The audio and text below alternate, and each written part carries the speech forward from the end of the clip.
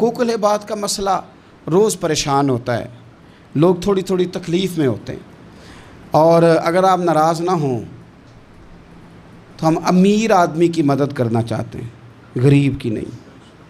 جس کے پاس پہلے بہت سارے پیسے ہیں اس کو ادھار دینا چاہتے ہیں، لیکن جو ضرورت مند ہے اس کو اس لیے نہیں دیتے کہ واپس کہاں سے کرے گا، حالانکہ ضرورت اسی کو ہے۔ ہم ہمیشہ سیاسی رنگ میں لوگوں کو پناہ دیتے ہیں، کبھی بھی اللہ رسول کی رضا کو پیش نظر رکھ کے یہ کام کریں تو اللہ مدد بھی فرمائے۔ ایک بندہ بڑا امیر ہے تو وہ تیسری بلڈنگ کا لینٹر ڈال رہا ہے، تو اس کو سارے پوچھ رہے ہیں کوئی حکم ہوا تو بتانا، بھئی اس کے پاس پیسے ہیں تو تیسری شروع کر لیا نا، تمہیں کیا حکم بتائے۔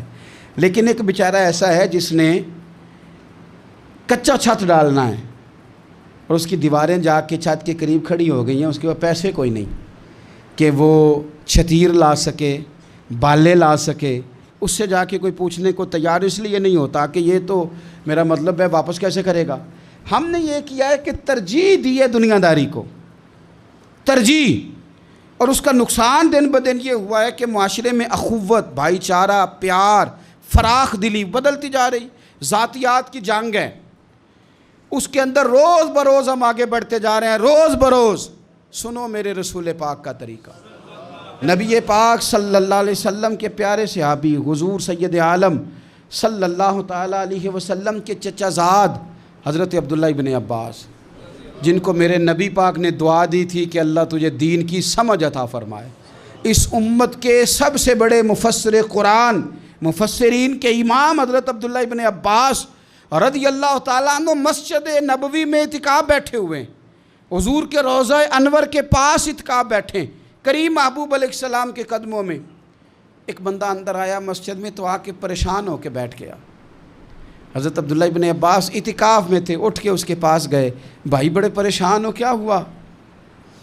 تو بندہ رو پڑا، کہنے لگا مجھے صاحب مزار کی عزت کی قسم، مجھے حضور سید عالم کی حرمت کی قسم، میرے ذمہ ایک بندے کا حق آتا ہے، میں نے قرض دینا ہے پر میں مجبور ہوں، میں دے نہیں سکتا، میں تکلیف میں ہوں، کوئی نہیں ہے جو مدد کرے، کوئی نہیں ہے جو ساتھ چلے، میں دینا چاہتا ہوں پر دے نہیں پا رہا، مجبور ہوں۔ وہ تیری آنکھ ہو یا سنگ ملامت کی چبھن، کون پہنچا ہے میرے درد کی گہرائی تک، درد کی گہرائی تک۔ اور دور شہرت میں تو یاروں نے کیا یاد بہت، ساتھ آیا نہ کوئی کوچے رسوائی تک، ساری عمر ہی آٹا گد ہے، لکھاں کیتے نہیں پیڑے، اب وقت آیا ہی تے محمد بخشا کوئی نہیں ہوں بیٹھا نیڑے۔ اب کون پوچھتا ہے، کوئی قریب نہیں، اعتکاف میں بیٹھے حضرت عبداللہ ابن عباس۔ تو آپ اس بندے سے کہنے لگے میں اگر تیری اس بندے سے بات کروں تو کوئی تیرا کام بنتا ہے؟ اس نے کہا حضور دیکھ لیں۔ فوراً اٹھے، جوتے پہنے، مسجد سے نکلے۔ بندہ کہنے لگا حضور شاید آپ بھول گئے، آپ اعتکاف میں۔ تو حضرت عبداللہ ابن عباس کی آنکھوں میں آنسو آ گئے، فرمایا بھولا نہیں، مجھے یاد ہے، پر میں نے نا زیادہ لمبا عرصہ نہیں ہوا، بات کرتے کرتے رو پڑے۔